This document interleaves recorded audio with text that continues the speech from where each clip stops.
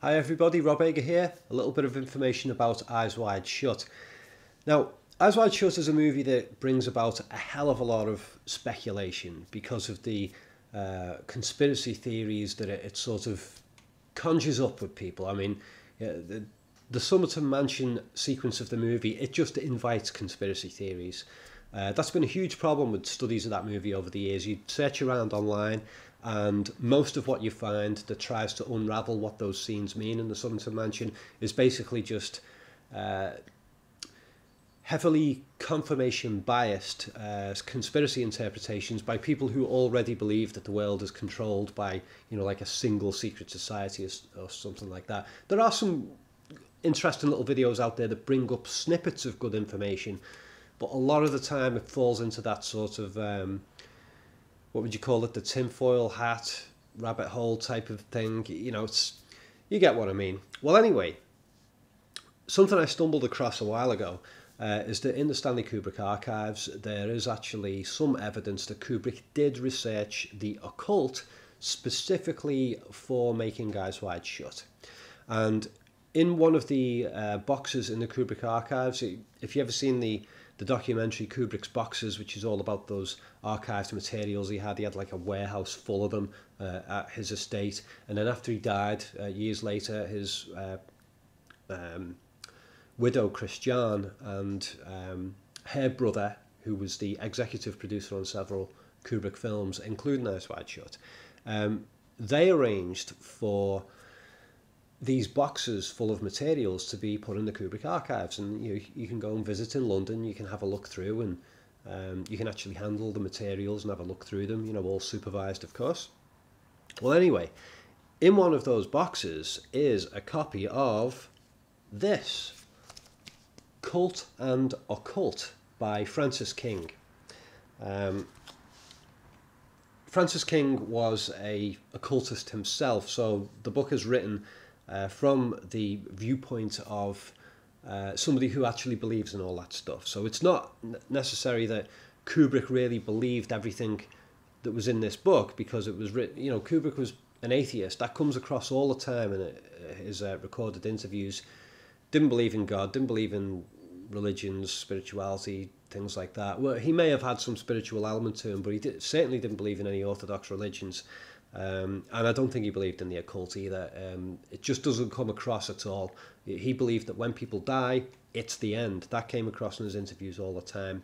So, but, it's interesting that Kubrick did actually take an interest in this stuff, and he did actually do some reading into it. Otherwise, why the hell is this book in the Kubrick archives? Why have it placed there? Now, a really important aspect of this is that if you ever read up about the production history of Dr. Strangelove, and there is actually a recorded Kubrick interview about that film. I think he was interviewed by Jeremy Bernstein in 1966, and you'll probably find the link to that video there on YouTube. It's just an audio interview with Kubrick himself. And he talks about the research that he did for Dr. Strangelove, and he said that he read the spectrum of nuclear war strategy books that were on the market. Stuff that was out in the open, and it was amazing how by gathering all of those book sources, which apparently was over 70 or 80 books, that's the figure that I've read, I think that was in the Stanley Kubrick Archives book, read all those books, and he said that he kept reading the books until he wasn't discovering anything new. So that's what Kubrick did when he wanted to understand a subject.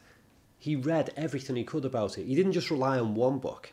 He'd get tons of books, and he was probably into a little bit of speed reading, and read all the books and familiarise himself with as much information as possible. So I seriously doubt that his whole take on occultism, with reference to Eyes Wide Shut, was just based on this book. I'll bet that he read tons of other books on the subject as well.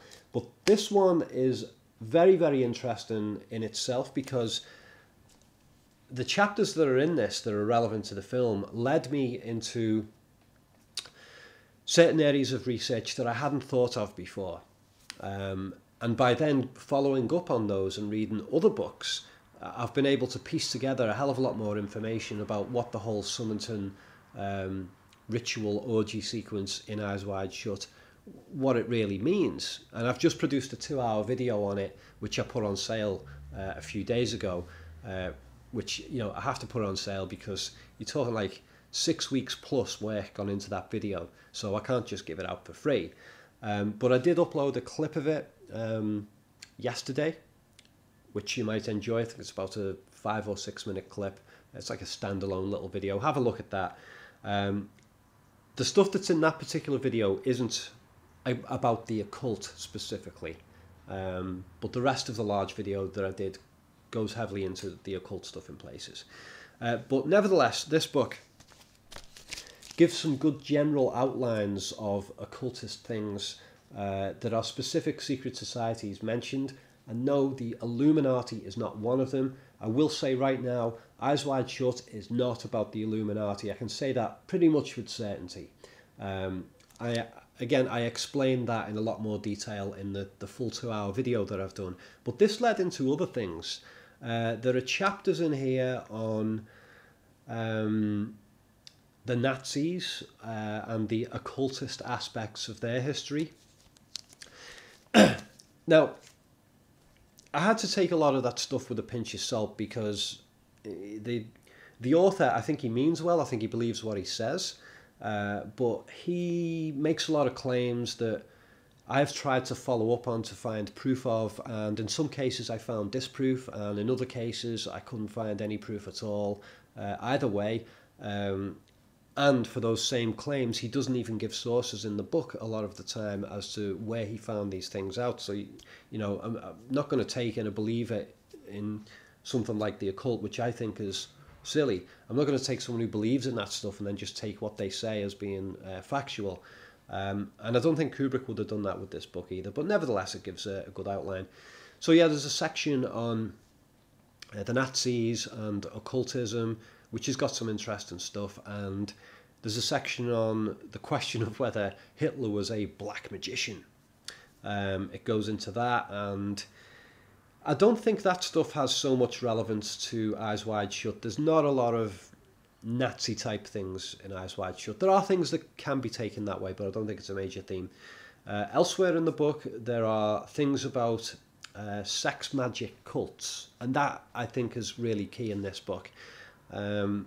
Stuff about Eastern philosophies and how European occultists went over to the East and picked up on sex magic things from there and brought them back to the West and incorporated them into witchcraft occultism, both in Europe and in America. There's a lot of that stuff in there, which was a whole chunk of history that I wasn't really aware of. So I've gone and read up about that, read some more books on it, and the full details of that are in the 2-hour video.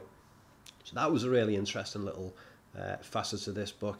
So anyway, there are some specific secret societies that are mentioned in this book, and one of them was a very, very interesting one that I have never heard of before, and I've done some online searches about that secret society, and I could find nothing about them except a small handful of Spanish language or Italian, I think it was Spanish language blogs and articles by occultism enthusiasts who'd also made their own claims about this alleged secret society. And the statements that are made about that particular secret society, they're in this book, I found quite interesting and kind of relevant to what we see in Eyes Wide Shut.